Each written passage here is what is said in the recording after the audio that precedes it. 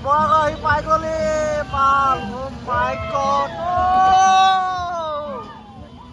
চক চক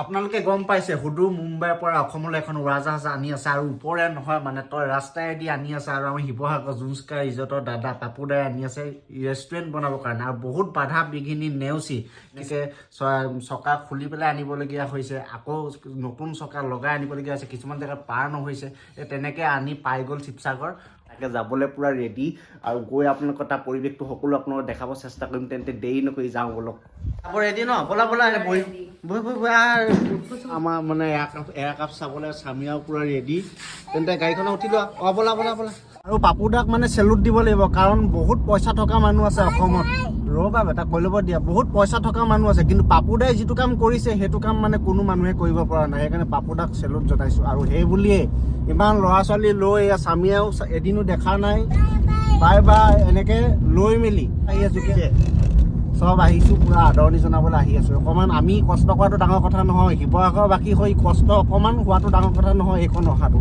কিন্তু ইমান দূৰ গৌৰৱ কৰিব পাৰিছোঁ যে মানে এয়াৰক্ৰাফ্টখন ইমান মানে বাধা বিঘিনি নেওচি আহি শিৱসাগৰ পালেহি এইখন কষ্ট কৰাটো ডাঙৰ কথা নহয় সেইকাৰণে কৈ আছোঁ আপোনালোকে ধুনীয়াকৈ ভিডিঅ'টো চাই থাকিব মই সকলো আপোনালোকে দেখাব চেষ্টা কৰিম মানে ৰতে মানে ৰাতিয়ে হৈ গ'ল আৰু সেইকাৰণে মানে পাপুদা ভাগৰ এইখন দেখিছে জুনস্কা মুখতে অলপ দেৰি ৰৈ আছোঁ আৰু অকণমান পিছতে আহি আছে আহি পোৱাহি নাই পাওঁ হৈছে আপোনালোকে ধুনীয়াকৈ চাই থাকিব আৰু এইকেইটাও আহি গ'ল নহয় দেখিছে এইটো মোক নোলোৱাই লুনুকা ৰাজ আমি এতিয়া ৰৈ আছোঁ ভটিয়াপাৰত আৰু ভটিয়াপাৰত পাপুদা ঘৰৰ মুখৰ আগত পূৰা এনেকৈ দি দিছে চাওক welcome to wings of Hazarika আৰু ৰৈ আছোঁ আমি গোটেইকেইটা এনেকৈ ৰৈ আছোঁ আৰু এইফালে আহি আছে এইখন দেখিছে আহি পাবলৈ হৈছে আৰু অকণমান ৰৈ দিয়ক পাই গ'ল ভটিয়াপাৰ পাই গ'লে পাপুদা ঘৰ পাই গ'লে অ' মাই গড অলপমান ডাঙৰ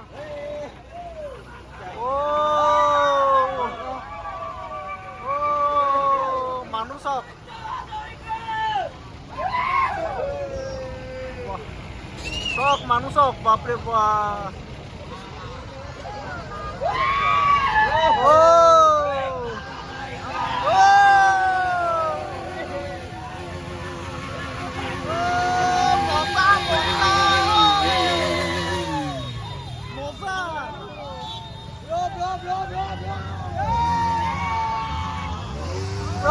পুৰা মানে ভিৰ হৈ গ'ল একদম কি ক'ব আৰু একদম ৰাস্তা পুৰা ভিৰ গোটেই গাড়ী ৰখাই দিছে চবফালে চক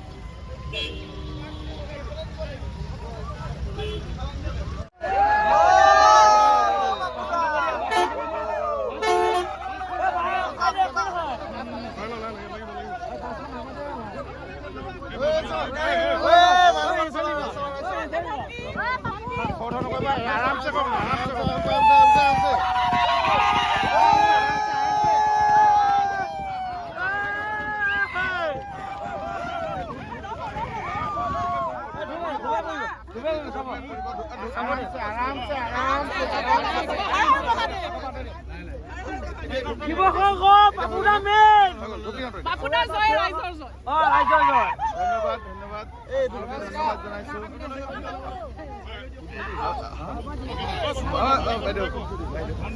ৰাস্তাটো ব্লক হৈ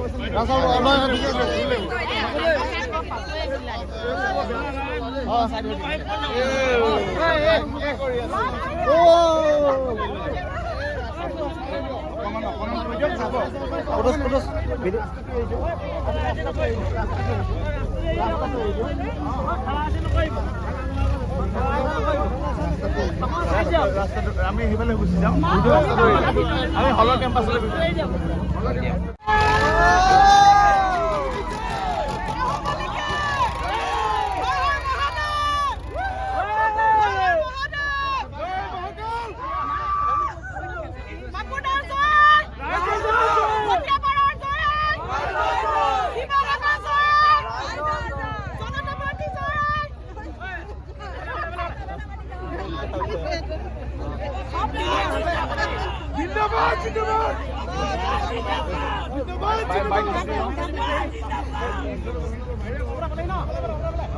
পালো ক'বলৈ ভাবা নাই মই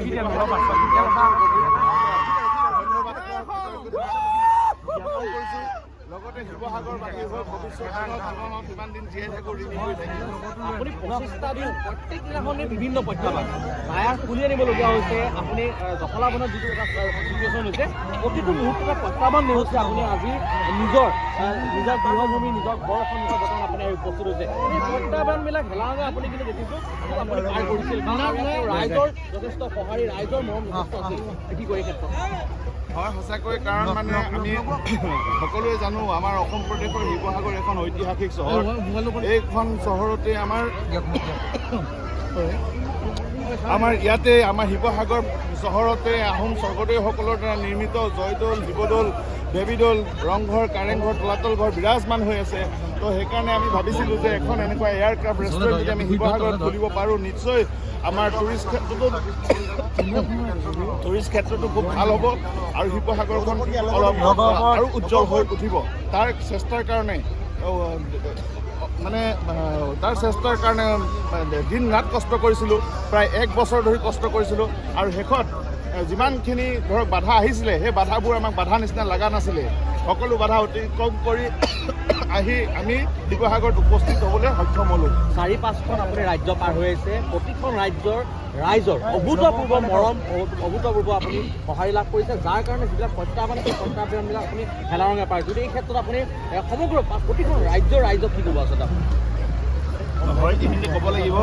আমি আহোঁতে 5খন ৰাজ্য পাৰ কৰি আহিছোঁ আৰু 5খন ৰাজ্যৰ ভিতৰত আমি বহুতখিনি অকল ইমানেই আমাৰ এক্সপিৰিয়েঞ্চ হৈছে মানে বিভিন্ন ৰাজ্যত বিভিন্ন ধৰণৰ আমি টেষ্ট আৰু পাই আহিছোঁ বিভিন্ন ধৰণৰ বিভিন্ন হোৱা। কিন্তু আমি এটা কথা জানো আমাৰ অসম বেলেগতকৈ পৃথক এইকাৰণেই আজি ইমান সুন্দৰভাৱে আজি অসম প্ৰদেশত সোমোৱাৰ লগে লগে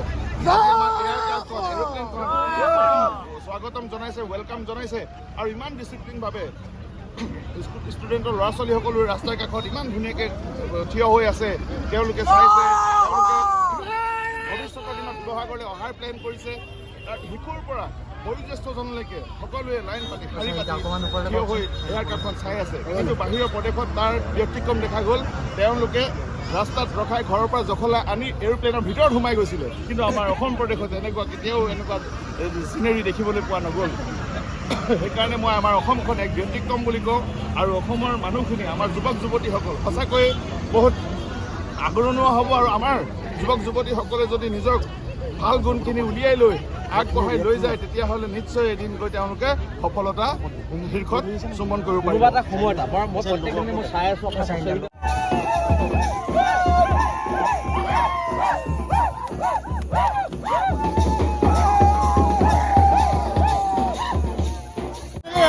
শিৱসাগৰ পাই গ'লো চক মানুহ চক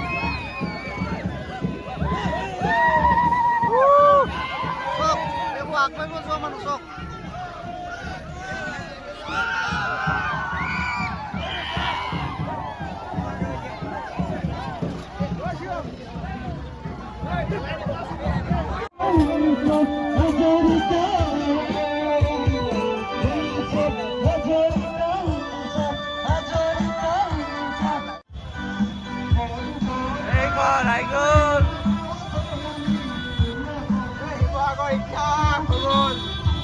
মা কচম বহুত ডাঙৰ দেই।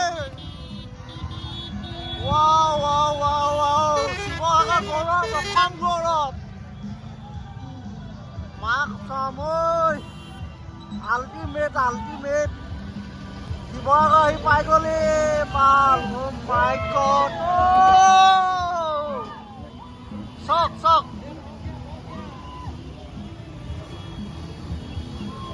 বহুত ডাঙৰ দেই। Wow. Wow.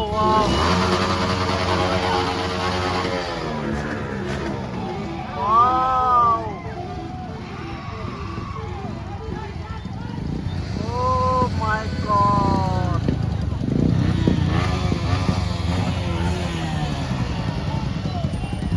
কেনেকুৱা লাগিছে দেখি সঁচাকৈ যে চাবলগীয়া আপোনালোক আহি যাব এইখন চব কেনেকুৱা ডাঙৰ বাপৰে বাপ মানুহ চাওক নাই ইয়াত শিৱসাগৰ আহি পাই গ'ল একো টেনশ্যন নাই।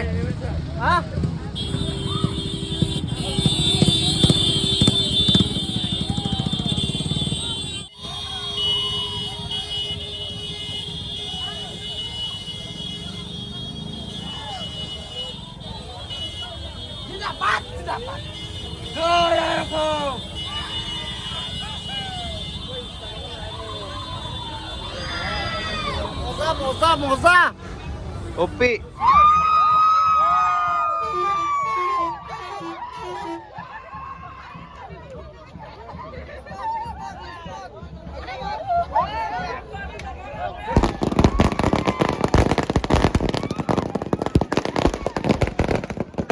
নৰ্থ ইষ্টৰ প্ৰথম এয়াৰ কেফ ৰেষ্টুৰেণ্ট হ'বলৈ গৈ আছে এইখন